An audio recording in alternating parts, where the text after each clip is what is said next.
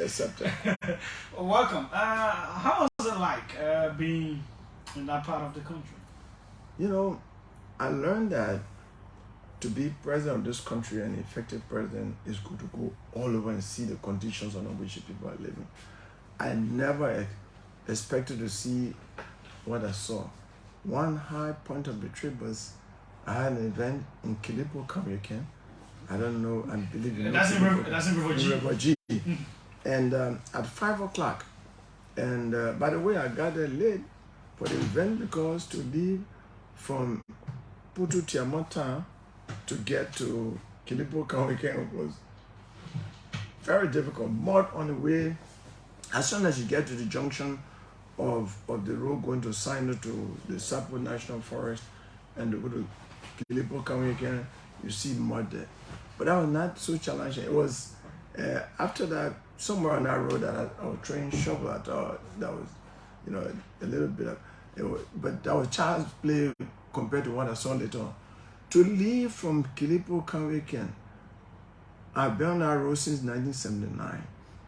It is a 20 minutes to 30 minute road, driving time in terms of driving time. If on that road, So, but this time, I had an event at 6 o'clock.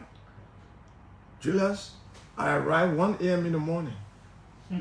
Everybody was asleep in Cllr. So I went on to sleep in Duake that I expected to have a program at 8 o'clock in the evening. Duake is off on the left side of Cllr. So it was an eye-opener for me for now. If I sat here and as president start planning for Cllr or Cllr, I'll be making mistakes. So going there was really, really good for me. I mean, yeah. How many counties did you go to? 6 counties. But I've gone to 13 counties in total. And I've gone to 301 towns in Liberia. Okay. And the only counties I've not gone to, I live partially in Margibi and partially in Maserado because I work in Maserado. I've gone to some places in Maserado and Margibi, but I intend to go to the village areas of those 2 counties. But other than that, I would say I've been to all the What counties. is the nature of the conversations you're having with them? I'm telling them the same things I've said on this radio, that I know you lost the confidence in the voting process because of the way politicians have treated you, but I came to give you a reason why you should register to vote. It was, campaigning for people to register to vote. Okay. And then I say, for example, these are my plans. This is my message for transformation. I want to be a Liberian president that will change Liberia's story from what it is now to a better story, from bad to a better story, because I believe a better Liberia is possible. And when I say the 4 major plans I had that I talked about in education, health, rural building, and rice production, they get electrified with excitement. And even in George Weah's home, in Southtown. Oh, you also want to go into it? I went to Southtown. I couldn't go to Southeast without reaching the president. I was curious to know what is happening in that town. I went there, and when I talked about 4 plans, the people were electrified with excitement. And the program, I hope I'm not putting anybody in trouble, but the program was spearheaded by the city mayor. He actually presided, or he gave me the Cllr. That is how it should be. Right. Democracy. Right. Or any political actor. But I can tell you, in some parts of the country, people but I think my conclusion and my experience in southeastern Liberia is a bit different from my experience in other parts of the country, Nimba, Bongo. What is the difference? It appears that, and maybe I can conclude that because there were years of resistance by the Gribbles and Crews to three-party rule and the consolidation of rule in the interior, they could speak their mind. They are not afraid. That is how we are. Yeah, we can just talk. They are not We want to talk. Oh, they are not afraid. I was sleeping in City Mirrors first place I slept, the same man said, you sleep in my house. I said, oh, you're not afraid because of my experience in other parts of the country. In Bon Nimba and other places will say, oh, you know, I'm chief, so talk with the elder. I didn't have that experience from Grand Jide to Maryland. They are very open, they speak their mind, they are not afraid of government. I mean, they respect government people, but they are not afraid. Yeah, they are very open-minded.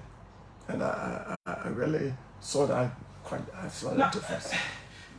You know, there's a whole lot. That as a presidential wannabe or presidential hopeful aspirant and going throughout the country, hard to reach places, you are reaching there, you're going to all of these places. What is it building in you? What is the psychology that you're developing? It is one thing to sit and want to be president. It becomes another thing when you go and see the different conditions, you see the Herculean task that lies ahead of everybody. Liberia is much more underdeveloped than I thought, sitting in Monrovia. And if I had gone only to Sanikole, Ganta, you know, Banga, Rabosport, Hapor, and the cities, I would not have seen what I saw. And I feel very bad as a Liberian. I slept on bamboo beds, you know. They have bamboo beds and they put the palm straw in it. Yeah. Made out of. I slept on all of those things, so I know how we make it. You know, but I slept on them way back. But you can put a dry grass inside in the bags and bags. Yeah, the sort. That in mattress. I slept on that. Then you go to the latrine somewhere else. Yeah. And then there are places when they bring you the cola nut and the cola nut with pepper and salt. If you're eating the pepper, it's burning your mouth. You're not going to go for your mineral water bottle. So they water the guy in the bucket that they bring you one to share. Over the cup. That one. We all we drank that. You know, but what I saw, and I like to, you know, everywhere I went, there were serious challenges in terms of road conditions, but the height of it is what, you know, it is Cllr weekend to Bepo weekend, because that's short distance, normal time. So I then developed and said, okay, so when you have bad road, you have security problem, it undermines peace and security, it also multiplies poverty. Yeah. Because assuming that Africa attacks us, how are we going to move our troops in that part of the country? You know, it's far-fetched, I'm just thinking. So it affects your security. In terms of health emergency. Then I'm coming to that. Now, let's assume, you know, because Bepo weekend is a bigger town and has a bigger clinic. Cllr weekend is a small town. So let's assume the ambulance takes you away from you're sick and they're rushing you to a hospital. You get stuck at the mud between Cllr weekend and Bepo weekend and you're down right there. In fact, we saved a lady who was sick. She was coming from Monrovia and she was in the car and she was very ill and she wanted to get people to go to the hospital and the car was stuck there in the mud. So by 12 o'clock, we had actually gotten out of the mud, but we couldn't leave. I told the guy driving the Toyota Land Cruiser Jeep, I said, we can't leave without money. You know, we have to manage to haul her. And that cost me more than $1,000 in repairs of my four-wheel, everything. The car got damaged because the vehicle that came from Monrovia that she was in was heavily loaded. And to haul it out of the mud was a serious task. But we couldn't live without the situation. So people could die right at that mud. So and then I said, okay, so if you have a bad road, then ambulance is totally meaningless. Because taking you from, so your personal security is affected when you have bad road. The multiplication of poverty I talk about, I say, so let's say you are living in I can call the places in Cllr or Webo, and you have a big planting farm, or you go and buy planting from the people on market day to come to Gorbachev to sell it, and then you borrow money from some businessman and say, look, I want money to rent a truck to go to Bonera to sell my planting. I will pay you when I come back. You reach to Bepo weekend and you are coming from southeastern Liberia, you're stuck there, and your planting gets rotten, guess what is going to happen to you? The little money you have, you got to pay the person who money you borrowed debt. And if you don't have it, you probably have to sell the other things you have to sell it to pay his debt. That means you're getting poorer. So I look at it as so bad road. A road like this can undermine peace and security and personal safety in terms of being ambulance. Also, it can increase poverty. Now, sir, the last time I was in Nimba in Cllr and Bank, those are some of the things that I spoke about, but it became more pronounced. I think the country is really small if these roads are connected, because from here to Ganta it will take you like 3 to 4 hours, and because the road is being paved, so the work have slowed down to Cllr, it is less than an hour. If that you have been nice, the work has stopped. Not slow. Well, I don't know what the details are, so that's why I'm saying that because I just came from the road. The story I heard right after Kokopa, I didn't see wheelbarrow on the road. I didn't see anything. I said, what has happened? You say the Chinese say the government owed them money. They took everything from the road. They're not working until their money is paid. Well, so people like us want to follow that up to away from the government. Now, but what I'm essentially saying is, if the road from here to the southeast is paved, it may take less than 12 hours. No, I'm not even going to go there. Look, my plan in my 10-count agenda of Better Liberia, one of the plans is on road. And in southeastern Liberia this time, I put at number 1 because of the road condition. And I said, look, why don't we do the things that worked before? Why worked before? On a Tubman, Toba, and Do, there were public work yards in all of the counties. There were 9 counties there. And the public work yards in big towns. I know I was on that road to Maryland in 1979. I was a junior student at the university. I was president of the National YCS, and I wanted to do some work at the Cllr school, Fatima and St. Francis. And when I was coming back, I left from Harper at 6 o'clock in the morning. By 9 o'clock the same day I was in Monrovia. The road was not paved, Julia, but they were well maintained. They were well maintained. So why don't we bring the same old? It may take 50 years for all of the roads in Liberia to be paved, but at least they can be maintained. There was public way in Ganta with yellow machines. So there was one funding allocated to the counties, exactly, to the public area.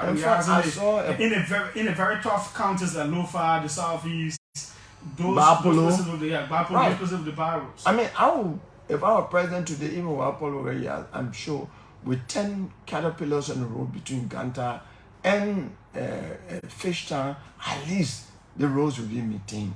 So I know, I grew up in Tapeta. There was public area in Ganta, one in Petro, another one in Tapeta, another one in Tota, another one in Zwedru, then Kawyake. Up to the end of the 80s, these people were keeping the roads maintained. In dry season, they would rehabilitate the roads and dig the gutters so that when rainy season comes and it's raining, the water would just, go away so easily. The gutters would drain the water, and the roads were good even during rainy season. I never heard one day in the 70s when I was in Tapeta that the road between Zwedru and Tapeta cut off one day. But now, when you live in Tapeta, even before reaching Blood Yala is already a challenge. Before reaching Tapeta, it's between Tapeta and Cllr. And Cllr, if you have a low car, you got a problem.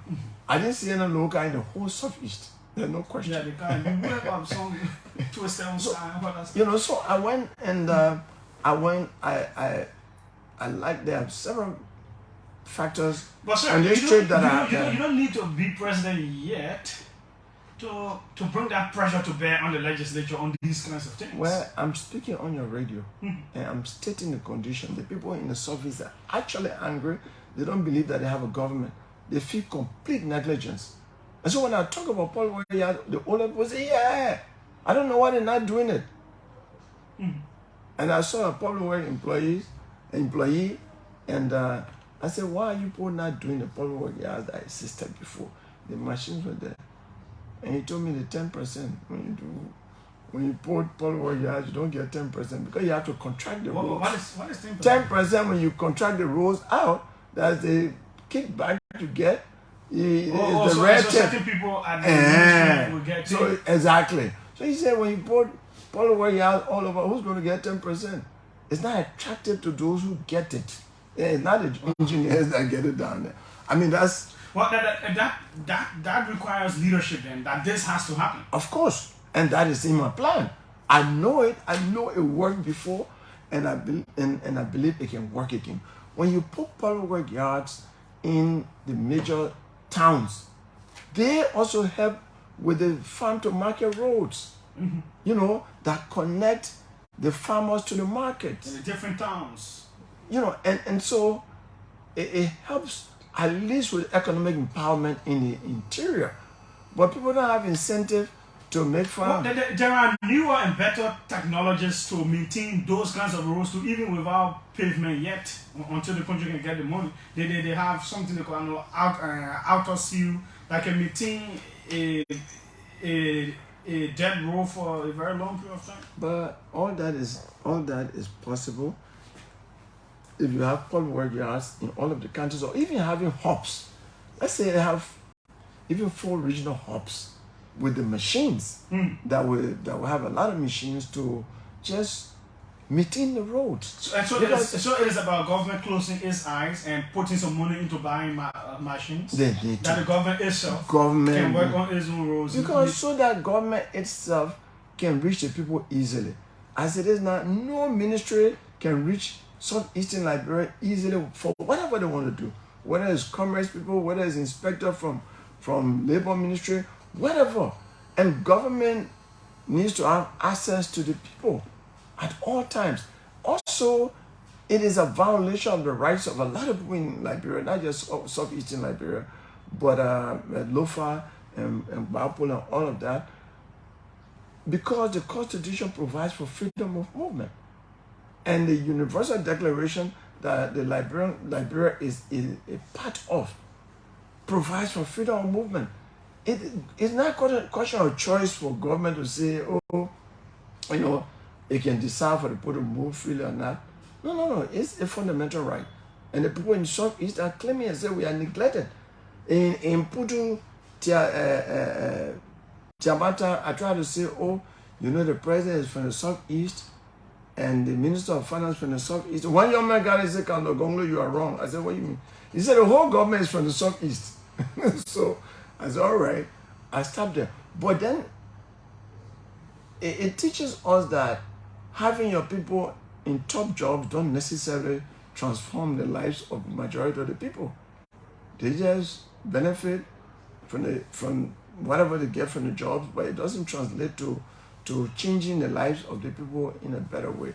And that's what I saw in the Southeastern Liberia. Do you think all of these travels you're making across the country, that your name is living in their ears, that they are warming to your messages? Yes, and here's the test. I went to River Cess twice before going to Southeast. So I went to the Southeast through Grand Jeddah. And by the way, one of the high points of my trip, and I deliberately did so, was to go to Tuzon. Some of those whom I'm from Nimba and the war, all these things that happen, we all have a responsibility and obligation to heal. I went to Tuzon and I was pleasantly surprised that they received me warmly. In fact, they said to me, I said, you sleeping here tonight? I said, I'm sleeping. I slept in Tuzon. We finished the program by 9 o'clock. By 11 o'clock, they brought so much food that my delegation ate the food left over, which was good. And I need to say this over and over. People are showing that we are one people, you know what I'm saying? There was war, but people are healing by themselves, even without government intervention. And all of us leaders have a responsibility to push that healing process to unite the country as one. I also went to Pinestown. That's the home of the late General Wessian. I was the first vice chair of the PRC. When I went to Nimba earlier, I went to Zuale. That's the home of Thomas Kuwangba, and I slept there. And you know, we People are moving on, and we must help them to move on. You know, I went to Blole. Gongloe is the home of Jackson Hebdo, and I call Gongloe the political shrine of Limba because that's where the first son of Limba came from and contested for the president. Just as Tuzon is a political shrine of Grand Jede because that's the place that produced the first president from Grand Jede, president of Liberia from Grand Jede. So I deliberately, there are some towns that I went to for historical purposes because I appreciate history because if you don't learn from the past, you repeat the same mistakes of the past. The people still think George Weah, Joseph Boakai are the front runners and all of that. And let me conclude on that. So when I went through Grand Jede and then I slept in RTR, it's controversial. RTR is River Cess, and I slept in RTR. RTR was the place in River Cess I didn't go on my first trip. I went to River Cess City. I even went to Bakwai Town, the home of George Weah's late mother, Annie. And I got at one point over and because I had never been there. At least I was told by the elders of the town that this is the home of the mother of George Weah, but you had never come here. I went there. And so when I was coming back through RTR, when I got to the Nimba Bassa Junction, which is part of in fact, when I coming through that part of River Cess, everybody, oh yeah, Cllr Gongloe, my stickers were on the car. Yeah, now all my Cllr Gongloe. I said, okay. And they say they don't know me now. I'm changing that scenario. People are getting to know me because I've been to those places. I've been to more towns than any president in our history. No president has gone to even 50 towns. Presidential candidate, not president, sorry. No presidential aspirant has gone to 50 towns, even in good times. They go to the county capitals and big towns. If they go to Nimba, they go to Sanikole, then they go to Ganta, Kample, Ban, Cllr, and Tapata. They don't even go to Zikapa, Yao, Mesona, I come from guys way remote.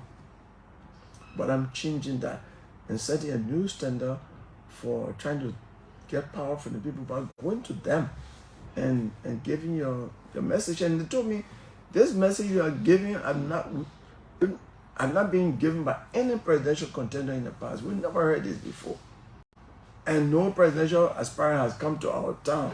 I was told that, constantly everywhere I went. Because people were waiting for the campaign time, for the big programs. Well, yeah, because they will go July 26th and they will get bags of rice. This is 26, you have 100 bags of rice.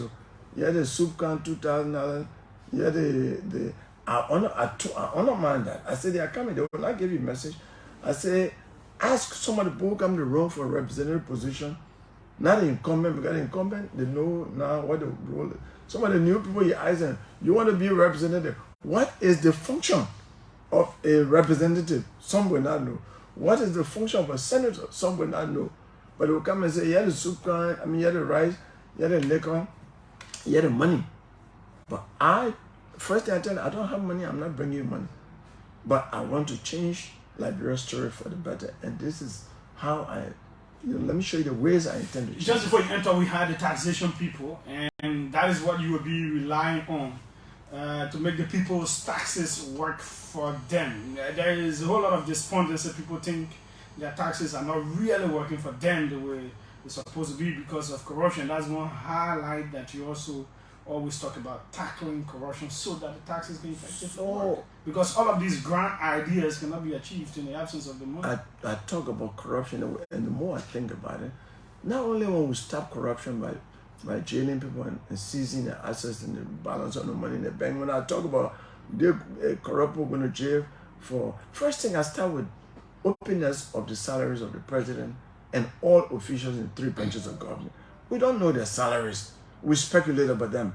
But the people of Liberia have a right to know how much the president is making, what the president benefits, and the people in the 3 branches of government. And I say the reason is so is that if a minister from Belwan here, or from Dubo, or from Sasta, his salary is not even up to $50,000 a year, and you start building $300,000 house, You young people get on the community radio and say the man stealing because you will see the salary on your right in your phone. You say, no, get the man salary and benefit the man stealing. Yeah, I said, as president, I will find out minister, is it true you building 5-story building in Southern? He said, yeah, I'll fire you, send you over to the Liberal Anti-Corruption Commission. You're investigated, and when you are found guilty, you go to jail for 5 to 10 years. And not only that, the remaining money you have will take them from you through the legal process, will take your cars and the buildings you put. So your family members who were enjoying the stolen money start suffering. And usually when I ask, I'm a teacher, I say, if 5 ministers are in jail for 10 years each, and all of their assets taken and family members suffering, do you think one more minister will want to steal? They say, no, it will not happen. Do you think anybody who want to steal will want to come in the government? They said, no, it will not happen. I said, then we have stopped corruption. We have stopped corruption from government, but it will not just, so it will save money for the educational program, the health program, the food production program. I talk about mechanizing rice production, everybody wanted. And then the road thing. I said, but more than that, this hardman business, the bojo business here, is carried on by people who want to be managing director at all costs, who want to be minister at all costs, who want to be representative senator at all costs. And then they have these wicked and corrupt people called medicine men who say, bring me human being hard, you'll win the election. Bring me human being labor, you become managing director. Bring me this human being part, you'll be, and no human being can be living for those things to be taken. So when we stop corruption, then bojo business will stop, and your children can go on the farm alone like I used to do at the age of 7. My mom used to tell me, when you come from farm, from the school, come meet me on your farm, your food will be there. I used to go on the farm. This time when I'm in the interior, do you let your 10-year-old son come to meet you on the farm and say, what's that? We can't do it. Even your wife and no can walk on the road again. You know, well, so... For the next 5 minutes, sir. You want to talk about April 12th? Yeah, 1980, you were around, so let's give you some few minutes, 4 or 5 minutes, to just go over the significance of April 12th was a tragedy for several reasons. For us, who were in the progressive movement, fighting for multiple party democracy, as we were preparing for election in 1983, because President Tiawan came out and said, in 1983, I will stand down. So you 3 party people, organize yourself. Back Mafia led the power to register a political party called PPP early 1980, preparing for the election. We in Moja met at the City Hall at the second Congress of Moja and came out with a resolution that will organize a political party. Because that party became LPP later in 1983. But we were all gearing up for the 1983 election. So the coup d'etat actually stopped us from getting closer to power. We didn't like it, you know, because we were working, you know, conscientizing people and fighting for multi-party democracy, and we felt we could beat the party. But the coup d'etat came in and denied us of, you know, the democratic competition that we're preparing for. And so it was a tragedy. And Tiawan was a better leader than most leaders, you know, than Tiawan when it comes to democracy. He opened the society a little bit, we could speak freely. You know, people are going to jail, but, you know, like I went to jail, but he will free you when you go to jail. He was a little bit liberal, but he was caught between 2 forces. There were the conservatives that were against him for opium fast, and we were pushing they were calling us pressure groups at that time, Pal and Moja, pushing for faster democracy. So he was caught between 2 forces, and he wanted to be loyal to the conservatives who created him, and he didn't go by the change he wanted to effect, and so the coup happened. We were surprised that the coup happened because you know, we didn't even believe that coup happened. I was on university campus, I was on the dormitory, Simon Greenleaf Hall. So we knew I knew about the coup before anybody on the dormitory knew. Why? Because I talked to Abito from Maryland. I said, Abito, there's shooting, maybe that coup d'etat. So it couldn't be coup d'etat. There's a sitting government, or coup d'etat, there will be a change of fire because we just saw the ray of fire going up. When you shoot it one way, and in the night, you see the shots, the bullets going up one way, and somewhere in the Capitol building yard and in the mansion and all. So me and Rita's, where he's in Minnesota, he probably listening to me now. Two of us said, let's go find out what is happening. So we crept, we came to the gate where the buses that were going to Fender would park for agriculture and forestry students, and we're between the buses. Then I heard two NIMBA soldiers speaking Mano, and they had these communication gadgets on their back. They were well dressed with these long, with the antennas and all that. And one of them said, like Grandpa will be surprised when they woke up tomorrow and Toba is dead. I shook. I said, what? So I whispered to I said, the president's dead. And we went back to the dormitory and we told the people in the dormitory that maybe there was no resistance, but the president is dead. We were outside. In the morning, me and the party leader at that time of the student vacation party, Emmanuel Simba is in the state. We said, let's go find a walk to go to Moja headquarters to find out what is happening. We got in the street, we saw a lot of women dancing. At that time, there's no mobile phones, no, I beg you, no mobile phone. Even when we should mobilize, we make right and cut it, memograph and cut it into pieces. But we saw a lot of women in the street. Native woman, one soldier kid, trouble. We didn't, many of us who are Democrats didn't like it, but we walk among the people who got to Moja headquarters, and we saw Dr. Tipo, there were a lot of people around. What happened? He said, I don't know. They say one door, do you know it? I don't know. He started calling, I think the door they would know would be like, everybody thought our ranking, like major or colonel. Then, but that morning, he actually said, Master Sergeant, I think all enlisted men are not to take orders from any ranking, so that was the beginning of lack of order in the military and even the police. Because there used to be one colonel in the police director. But right after the coup, everybody got uniform. They started putting on rank. So it affected the command and control both in the army and the police. That's why I say it was a tragedy and the beginning of disorder that we're still trying to get out of. Then from there we want to see the late Archbishop Michael Francis. We said, Bishop, you know what's happening?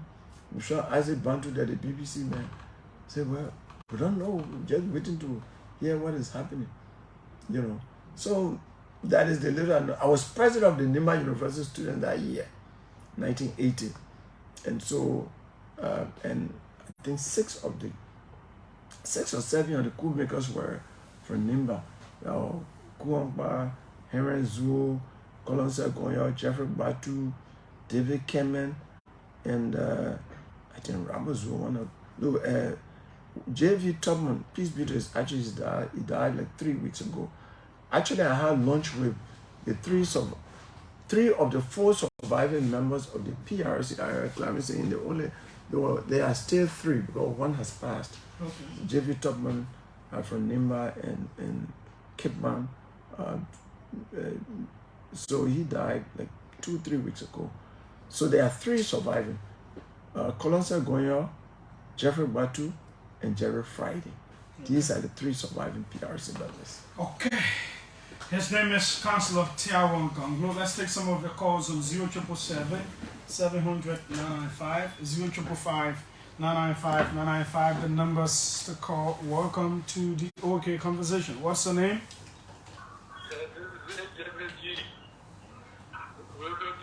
Well, go ahead. Let's hear you, sir.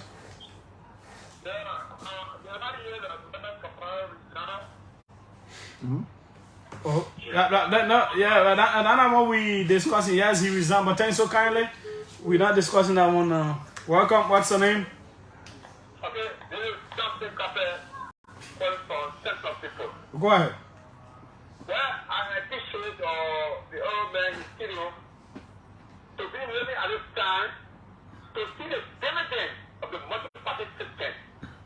Because those were the people who instigated what we are in today, the progressive, the Baka, the Cllr, and the rest.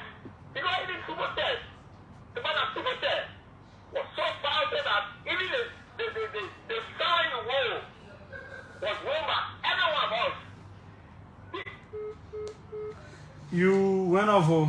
Welcome. What's your name? I'm Bernard, calling from Bonafide. Go ahead. I tell you, Honorable, thank you. You know, we the Southeast, we don't like to go when we got power. Look at people from Nema and Lofa. They want we got more than these. If I break the rule from all the way to West End on Tutu Pelican to go all the way to Kipo County again, it's cool. I don't know why we get a leadership for. I will strongly support him and I will vote for him. He knows leadership. Really, I thank you. Thank you. Okay, thanks so kindly as well. Let's see who's right here. Welcome. What's your name? Yeah, welcome, Ochidoche. Yes, go ahead.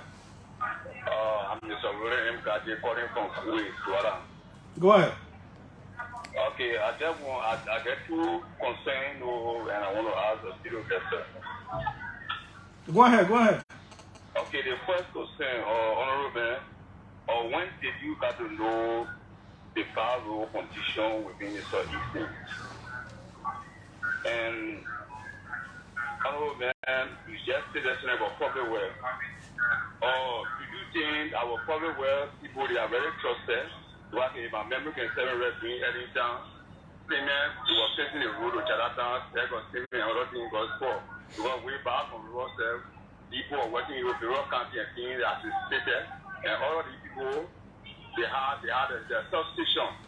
But because of this thing, not substation, citizen, we are corrupt, we trust one another. They saw some of the things when they're walking, most of the things went. Okay. Thanks so kindly, sir. We gotta take other people. No enough time. Welcome. What's the name? Good afternoon, Julius, and good afternoon to Councillor Gongloe. I think Councillor Gongloe could be a very, very good justice minister.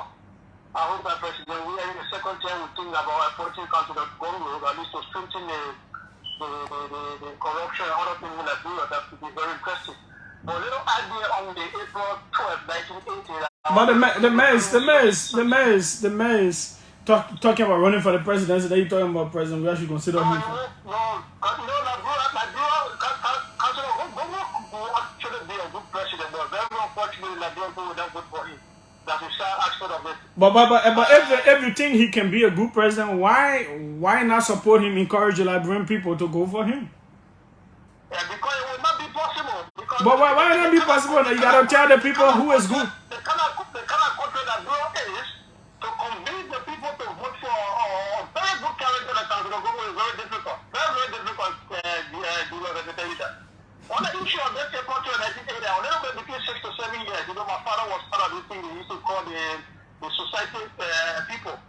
Then night, he came home and told us, and he told my mother that nobody should go on that particular night, but we didn't understand what was going on. And very early in the morning, I told my bird, that was a jubilation in the street, man. People were dancing, they say, we're going to go Soya, kill Togo. To know that day, people were holding laptop flying, laptop up and down, so that they were in the street. But it was a joyous morning, I didn't know the seriously at the time because I was very little. So I could vividly know happening at that time. But Councillor Gongloe, I want you to think on that. The next president that will come to power is very, very, very sad. But definitely Councillor Gongloe and the Liberian people will not vote you as the president of Liberia. You can mark this war and put it with the great person in the thing. Okay, thanks so kindly. Welcome. What's your name? Good evening. Yes, go ahead. Thank you, sir. My name is Mohammed Samad Jalo, and I'm calling from Benefam this evening. Go ahead. I'd like to thank you to your studio guest, Tiawan Gongloe, for taking the way to go to our country, most especially refugee like this pronouncing the town leads. It should be a very good leader because someone who can remember things faster happening actually be a very good leader. So like the previous caller said, the people like Tiawan were not looking at direction. You know what I'm saying? Are you not part of the people of Liberia? I'm part of the people like Are you looking his direction? yes, I'm looking at direction. Why can't you encourage other people to look his direction?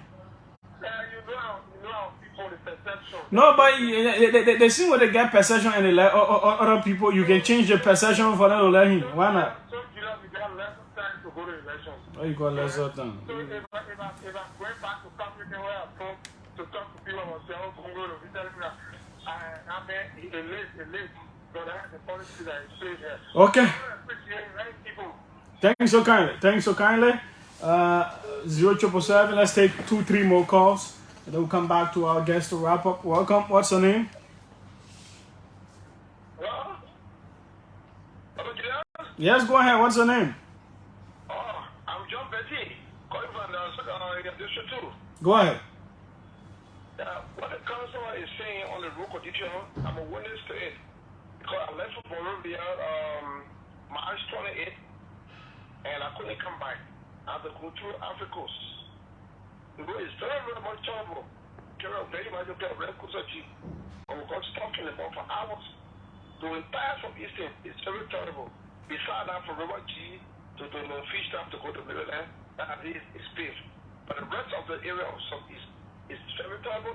When they catch everybody in that territory, I'm not lying to you. Can you imagine how the pass through Africa, get the double, let this St. Pedro, and then we slept for getting back to Liberia.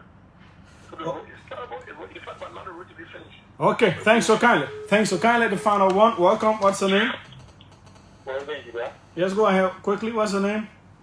Yeah, my name is Cllr, resident coming from Cllr Junction. Go ahead. Yeah, I want to say also to your speaker there, Councillor Tiawan Gongloe. I want to say thank you for his expertise.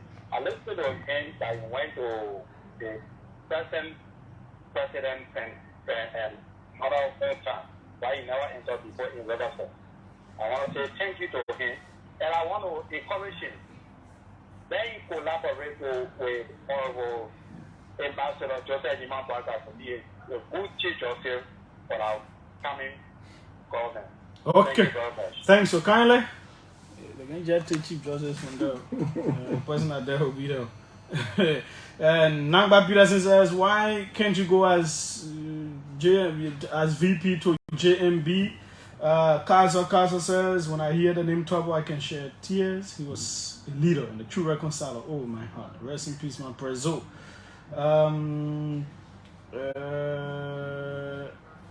Okay, so those are some of the concerns. We'll go back to you, sir. Okay, so, people raise, I don't think they really ask questions. Somebody asked question whether it's only now that I saw the bar road. Only the road has been deteriorating. In fact, on that road in 2006, it was really, really bad. But when Ome was there, Ome tried to maintain the road. But I think everything that Ome did there was meant for government to inherit, to take over and carry on, whether it's skills training, and all of that, bar road condition. So the government was supposed to take on and go on. Like I say, I have clear remedy. That is to put yellow machines on the road for government to take over maintenance. Let road building or road pavement be contracted, but road maintenance should be a routine function of government. And I maintain that. Most of the other things are opinion. People have their opinion to say I should be Chief Justice, Minister of Justice, whatever they want. But When were you announcing running with?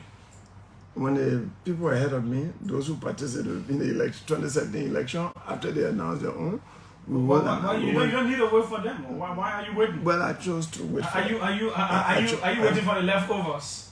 Those that they will not choose to make your decision? Well, there are more good people in Liberia than bad people, and I don't think there's indispensability. I know, but there are too many good people in this country. Too many people who can be president. Too many people who can be vice president. As an organized person, as you are, I would expect that you will be announcing your running mate. Or are you hoping to go as vice to someone? No, we will do that. It's already late. That people think sometimes when they discuss, and on the radio station, we have to be educating the public. Nobody applies for vice president position. Sometimes it should be stated over and over that presidential candidates choose their running mates, and it's not run for. And then Oh yeah, independent candidate is different. But when you have a political party that now has senatorial candidates, representative candidates, you know what? Even when they see people together, I know it was difficult to like either Gongloe and Tiawan. Gongloe.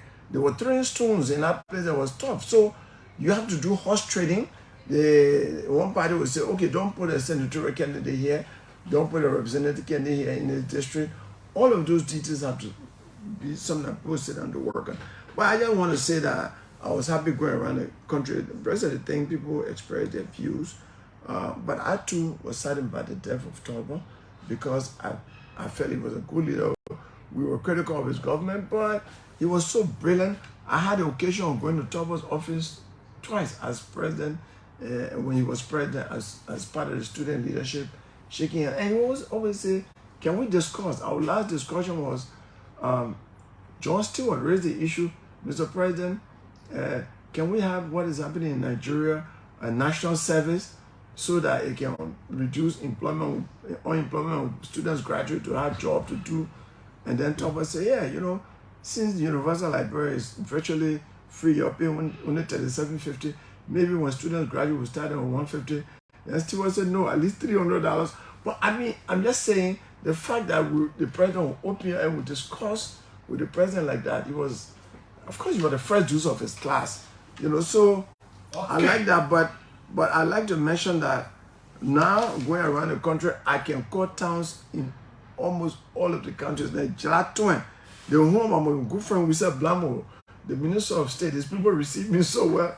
When I came out of the hall, I said, we said Blamo, I'm in your town. And your people received me well. I tell them, thank you. He said, so you went to my town without telling me? I said, buddy, you don't have to. So it was really good going everywhere. You know, I went to a place called Philadelphia. And one young man got and said, Councilor Gongloe, I want you to tell the Chinese and Indians thank you. Because the Chinese are not, and Indians are not invented motorcycle. We don't know what kind of life would be lived because the only source of income for us now. Say because gold digging and riding motorbikes are only two things we do. Okay. Then you say, sir, because of time, the news is five of my friends just died. We can always have you here. Yeah. Thanks so kindly, sir. I will pay for 2 hours and come here. Yeah, do it. Let's make that work. Okay. His name is Tiawan Gongloe. My name is Julius J. Tomorrow is another day. Let's meet at Sports Commission for the City of Light Crusade that is happening there right now.